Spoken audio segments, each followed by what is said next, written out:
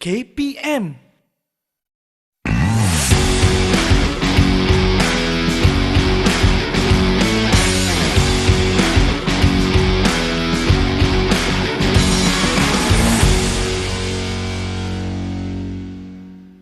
Hai semua, Assalamualaikum warahmatullahi wabarakatuh dan salam sejahtera. Bertemu kembali dalam Diet dan Nutrisi bersama dengan saya Nurul Amin Abdul Rahman dan saya merupakan seorang pegawai dietetik.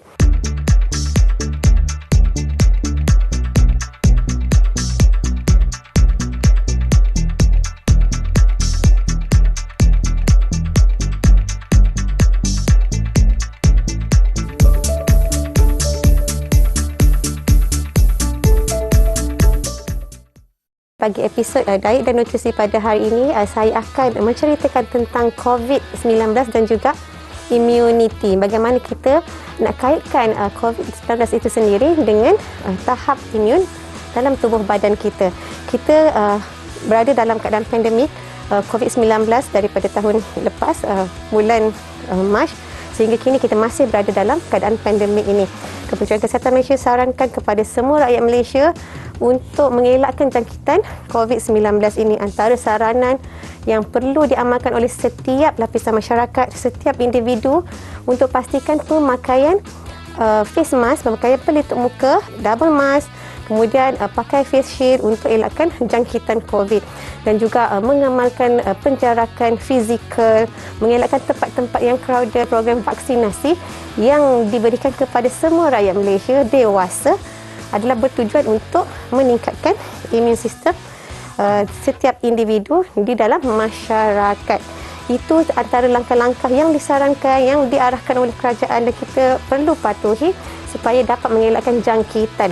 Tetapi andai kata kita dah dijangkiti COVID-19, apabila virus masuk ke dalam tubuh badan kita, apakah yang akan berlaku? Dan penting untuk kita mempunyai benteng ataupun pertahanan yang kuat untuk mengelakkan COVID-19 ini menyerang tubuh badan kita, menyerang sistem pertahanan dalam badan kita. Jadi kita perlukan satu cara ataupun metod ataupun pemakanan yang sesuai untuk meningkatkan sistem immunity daripada aspek pemakanan itu sendiri. Sebab kita tahu kalau mereka yang mempunyai sistem immunity yang lemah akan mempunyai gejala yang lebih berat berbanding dengan mereka yang mempunyai sistem immunity yang kuat. Kita ada gejala berperingkat mengikut stage-stage tertentu 1 hingga 5, yang mana kita akan nampak mereka yang mempunyai immune sistem immunity yang lemah mungkin akan lebih teruk gejalanya, dan kebiasaannya kita akan nampak mereka yang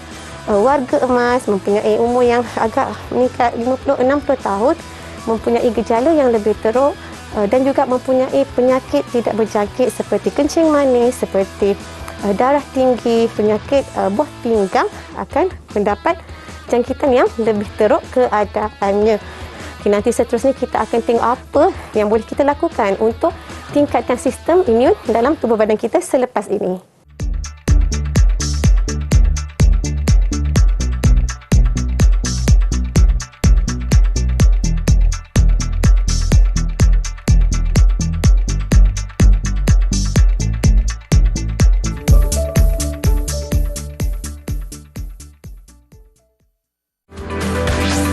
Didik TV KPM.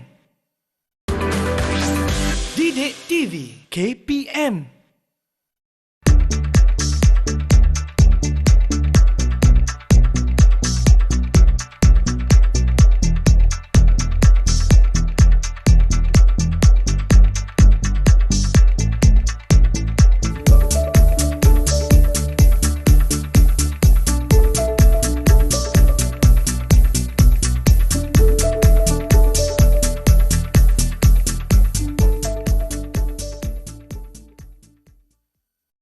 Hai, bertemu kembali. Seterusnya kita akan lihat pula faktor-faktor yang melemahkan sistem immunity tubuh badan kita. Antara faktor-faktor yang mungkin melemahkan sistem immunity dalam badan kita antaranya adalah faktor umur, yang mana kita tahu umur yang makin meningkat mempunyai sistem imun yang mungkin lebih rendah. Seterusnya faktor-faktor persekitaran, pencemaran udara, pencemaran UV, toksin daripada luar mungkin juga dapat melemahkan sistem immunity.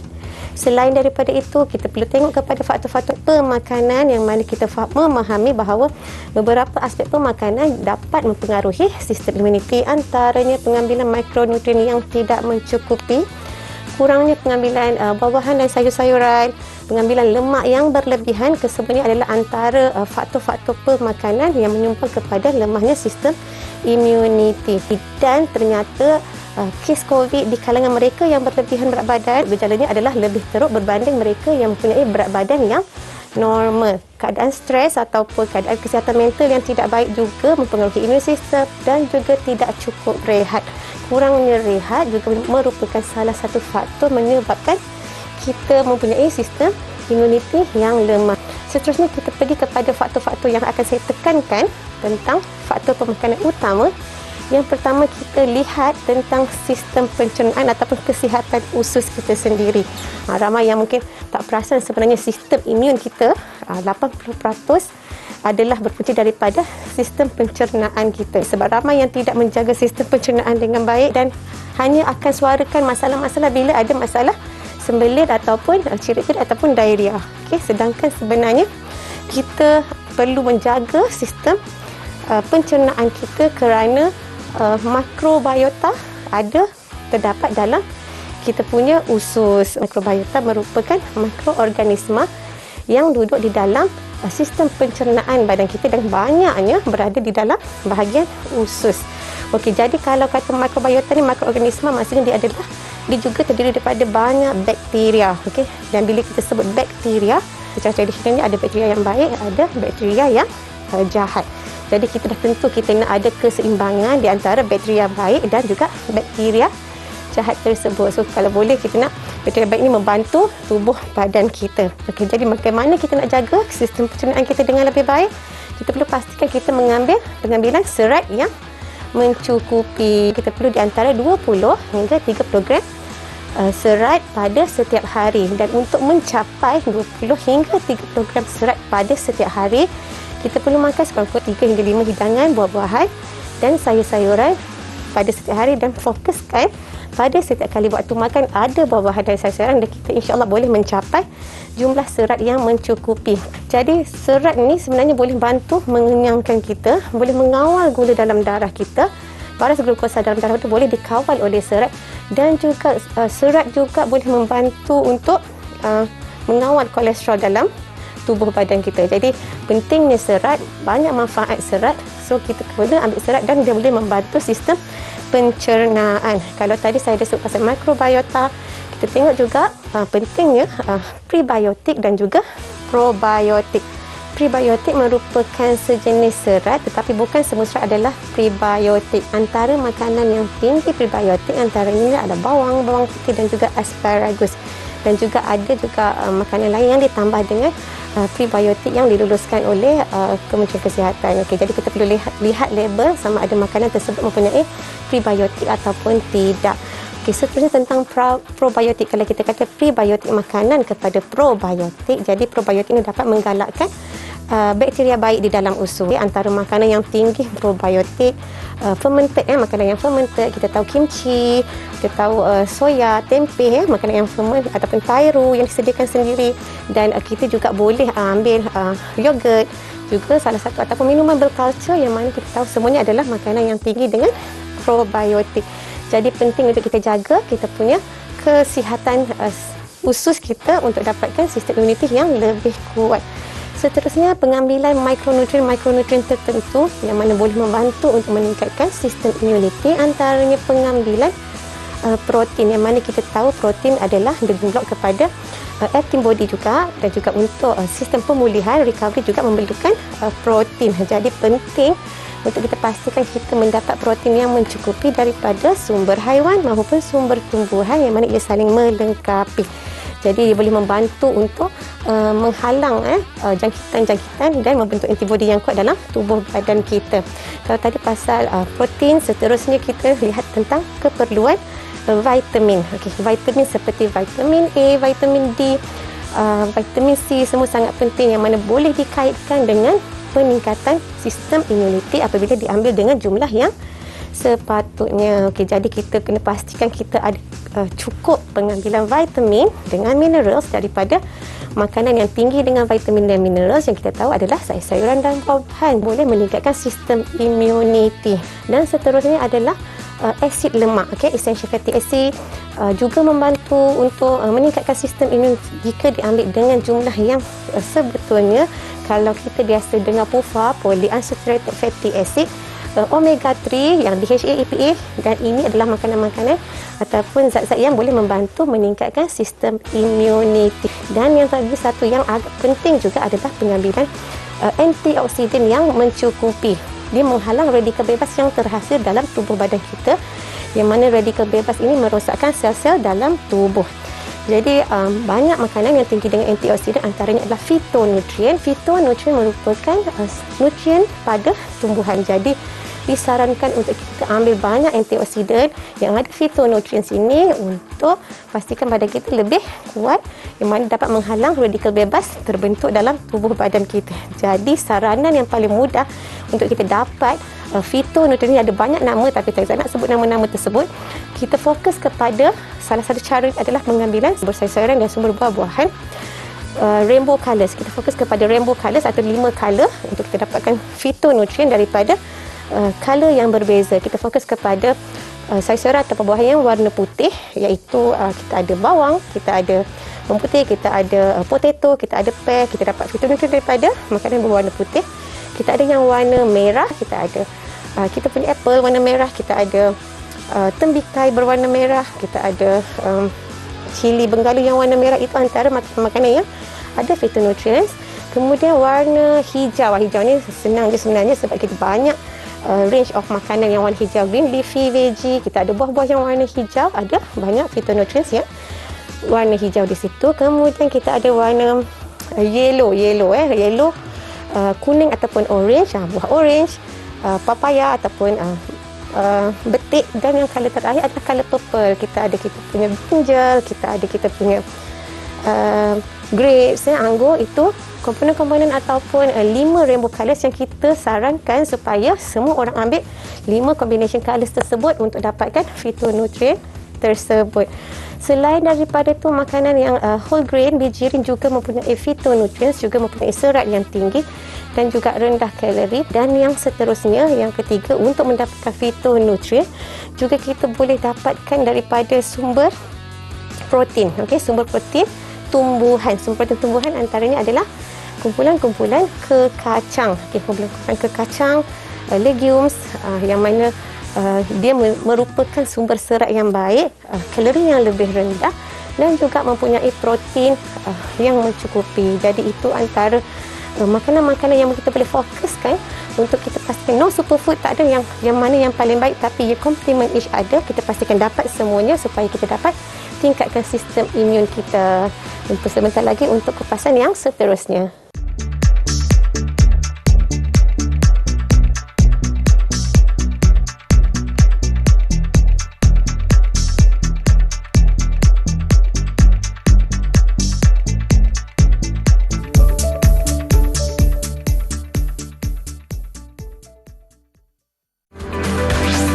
Didik TV KPM.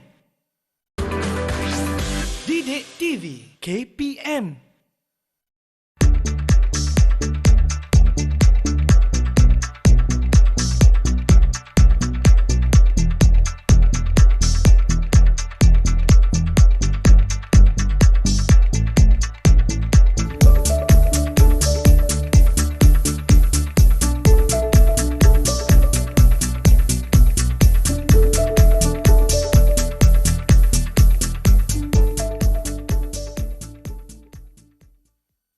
Kalau tadi kita dah tahu komponen-komponen makanan yang boleh meningkatkan sistem immunity, tetapi sebenarnya semua ini adalah bergabung untuk meningkatkan imun sistem dalam badan, dan tiada satu pun makanan yang bertindak sebagai ajaib ataupun peluru ajaib untuk meningkatkan sistem imun. Kita perlu pastikan kita mengamalkan secara keseluruhan berdasarkan kita dah tahu tadi antara makanan-makanan yang betul dari meningkatkan sistem imun, tapi dia berkomplement kepada each other dengan pengambilan probiotik, bakteria yang baik, pengambilan asid lemak daripada sumber tumbuhan dan juga sumber haiwan, pengambilan protein yang pelbagai. Jadi kita kena pastikan pada setiap hari pemakanan yang sihat dan seimbang itu adalah sangat penting. Kita masih kekalkan keseimbangan untuk pastikan ada semua kumpulan makanan, dan kena pastikan apa yang kita makan itu kita makan secara moderation ataupun secara sederhana. Tak ada satu makanan pun yang kita perlu makan secara berlebihan. Dan kita perlu ambil dengan kuantiti mengikut keperluan tubuh badan kita. Orang dewasa dengan jumlah dewasanya, orang kanak-kanak dengan kuantiti yang sepatutnya, begitu juga dengan warga emas. Jadi setiap individu mempunyai keperluan yang berbeza dan pastikan dia dapat memenuhi keperluan individu tersebut. Dan jangan dilupakan tentang pengambilan air. Pengambilan air yang mencukupi juga penting, yang mana air juga merupakan ejen untuk mengangkut nutrien dalam tubuh badan kita dan selain daripada fungsi-fungsi yang lain. Jadi setiap hari pengambilan air 8 hingga 10 gelas. Kalau lebih banyak berpeluh, mungkin pengambilan airnya menjadi lebih tinggi, tapi kena pastikan air diambil secara berterusan pada setiap hari. Pada satu masa mungkin 1 hingga 2 gelas pada satu masa, dan cukupkan pengambilan air dan boleh monitor pengambilan air kita sama ada mencukupi ataupun tidak dengan melihat kulit kita kering ataupun tidak, melihat urin ataupun air kecing kita sama ada jernih ataupun tidak, untuk pastikan pengambilan air pada setiap hari mencukupi untuk semua peringkat masyarakat. Dan pada masa yang sama pastikan anda mendapat rehat dan tidur yang mencukupi, yang mana kita memang tahu ini boleh membantu menjaga sistem imun, dia boleh support. Bila kita cukup rehat, kita akan ada sistem imun yang lebih baik, yang lebih kuat. Sebab kalau kita sakit, kita perasan kan, kalau kita sakit kita tak perlu rest, tidur supaya kita cepat recover. Jadi kita perlu rehat yang mencukupi, tidur yang mencukupi supaya badan kita kuat dan sihat. Dan jangan lupakan physical activity ataupun exercise senaman, yang mana ini juga komponen untuk meningkatkan sistem imun. Walaupun kita tahu kita ada pergerakan yang terbatas di negeri-negeri tertentu, kita punya tempoh untuk keluar tu sangat limited. Cuba untuk cari ruang dan masa yang boleh kita lakukan senaman yang mudah-mudah, tapi masih mengamalkan senaman pada setiap hari sekurang-kurangnya 30 minit setiap hari, 150 minit seminggu. Jadi mungkin dekat rumah, kalau kita nak buat depan TV bersama dengan anak-anak pun boleh, tak perlu keluar. Kalau kata sekarang dah boleh keluar, mungkin sukan-sukan tertentu, tapi walau bagaimanapun dengan berjalan sekalipun dah boleh bantu kita meningkatkan physical activity di rumah.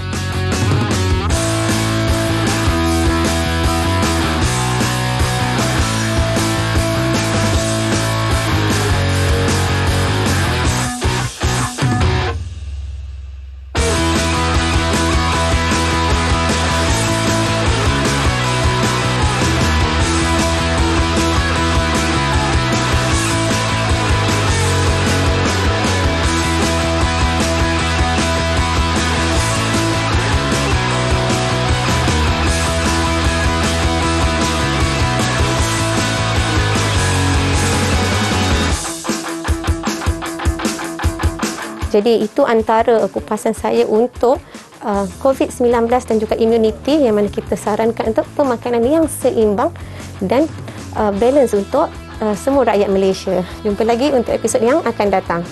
Bye!